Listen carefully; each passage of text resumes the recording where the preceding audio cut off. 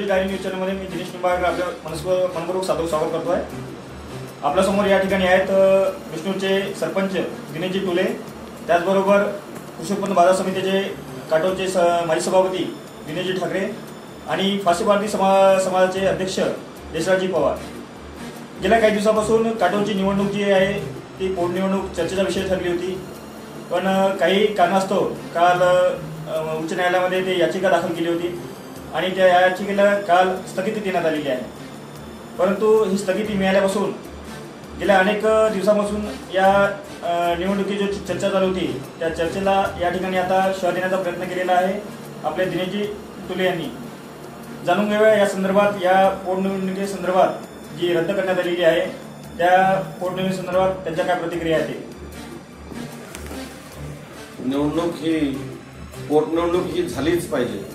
जनतेच्या ज्या समस्या आहेत त्या सुटण्यासाठी ही निवडणूक आहे। 8 महिन्या पहिले आमदारांनी राजीनामा दिला आहे डॉक्टर आशिष देशमुखांनी, तेव्हापासून इथे आमदार नाही आहे।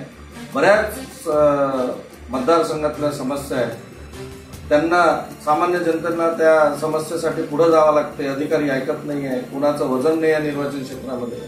निर्वाचन क्षेत्र असं एक पोरकावून गेलेलं आहे आणि ही निवडणूक होण्याच्या मागे जे आम्ही लागलो आहे त्याचं कारण असं एकच आहे की हे जनतेला न्याय मिळवून देण्यासाठी ही निवडणूक लढत आहे आणि हे निवडणूक थांबवायचं ज्यांनी पण काम केलं आहे हे या निर्वाचन क्षेत्राचे फार मोठे गुन्हेगार आहे।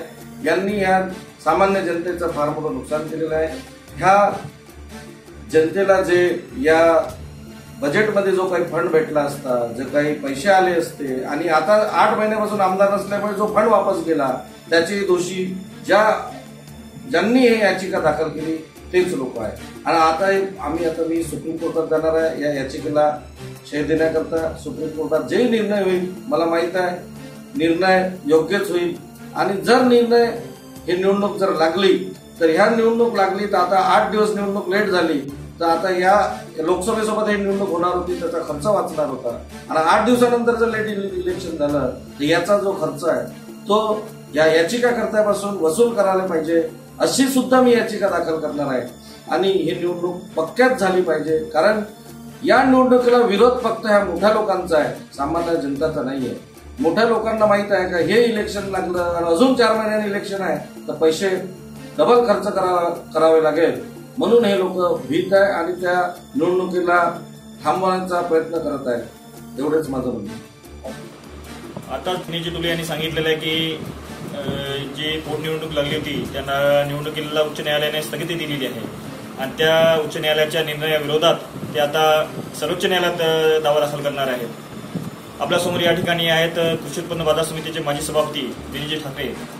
हे एक राजकीय जाणकार म्हणून प्रसिद्ध आहेत, नावारूपास आहेत, राजकीय वर्तुळात त्यांचं नाव आहे आणि या याचिकेसंदर्भात जे सर्वोच्च न्यायालयात आता ते दावा दाखल करणार आहेत या संदर्भात त्यांची काय प्रतिक्रिया आहे आणि ते या संदर्भाने जनतेला काय सांगू इच्छितात ते त्यांच्याकडून आपण जाणून घेऊया। नमस्कार, माझे मित्र दिनेश टुले हे बालपणीचे मित्र आहे, ते सरपंच सुद्धा आहे विष्णूरचे। ते माझ्याकडे 8-15 दिवसाच्या आधी आले, त्यांनी एक विषय व्यक्त केला की मला ही निवडणूक लढायची आहे। मी म्हटलं त्यांना की पण निवडणूक लढायची आहे, जनतेचं म्हणणं ऐकून घेऊया। या 17 तारखेला या काटोल मतदारसंघातल्या जवळजवळ आम्ही 1,500-2 हजार लोकांना बोलावलं, ते आले आणि त्यांनी सांगितलं की ही निवडणूक झाली पाहिजे। आणि त्यानंतर मागे आम्ही परवाच्या दिवशी 11 तारखेच्या निवडणुकीसंबंधात निर्वाचन आयोगाने जे फॉर्म स्वीकृत केले ते घेतले आणि कामाला लागले। मला एवढंच म्हणायचं आहे की जनसामान्यातल्या माणसानं ही निवडणूक लढायला पाहिजे होती आणि ती करायला पाहिजे, परंतु काही राजकीय पक्षांच्या लोकांना असं वाटतं की आपण ही निवडणूक जिंकू शकत नाही, प्रचंड पैसा लागेल।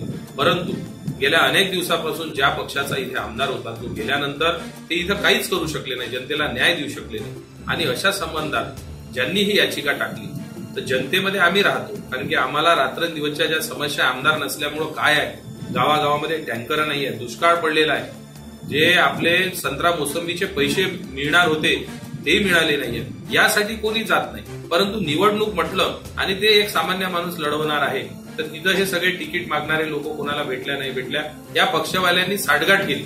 मी कधी या पक्षाच्या याच्यात राहत नाही, मी जनतेसोबत राहणारा माणूस आहे आणि यांनी सांगितलं मला पक्षागिक्षाचं काही घेणं देणं नाही, मी जनतेचा प्रतिनिधी म्हणून अपक्ष आहे आणि राहणार.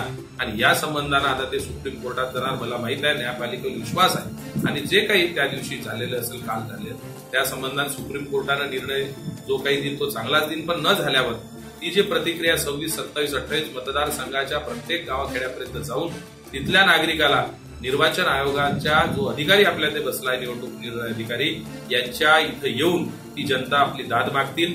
आणि 2 तारखेला पुन्हा हे हिअरिंग याची होणार आहे. एक तर ज्यांनी ही याचिका टाकली या सभापती सरोदे यांनी, एक तर हे मागं घ्यावी, कारण की जनतेला निवडणूक पाहिजे ती 29ला सांगेल. आणि जनतेच्या विरोधात जर हे जात असेल न्यायपालिका किंवा सरकार आणि निवडणूक आयोग, तर मग आपल्याला जनतेच्या रोषाला समोर जावं लागेल. कारण की मतदारसंघाचं भवितव्य ते 1 महिना असो, 2 महिना असो, 3 महिन्याचे असो का 4 महिन्याचे असो, आमदार हा हवा असतो. आणि आमदार नसताना तुम्ही खर्च फक्त निवडणुकीचा काय होता, तर लोकसभेच्या पोटनिवडणुकीसोबत हे निवडणूक होती. एक तर लेट लागली आणि यांनी असं मोनोप्लाइज केलं का खर्च वाढते. खर्च अरे मूर्खाओ का, म्हणजे सांगायचं तात्पर्य हे आहे का कोणाला सांगून राहिले तुम्ही खर्च कोणाचा होणार आहे. निवडणूक आयोगाला लोकसभेसोबत एक फक्त ईव्हीएम विधानसभेची ठेवा लागत होती.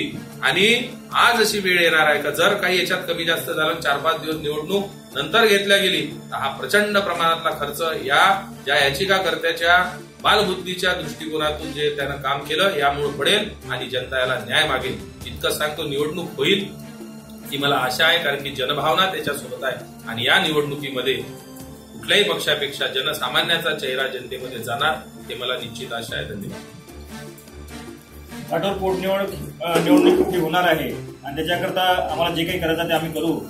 वाटलीस आम्ही सर्वोच्च न्यायालयात त्या संदर्भात दाद मागणार आहोत. ही भूमिका या ठिकाणी या सर्व मंडळींनी मांडलेली आहे. कॅमेरामॅन हर्षल बाबुळकर सोबत Dinesh Nimbalkar, police diary news channel, घाटावर.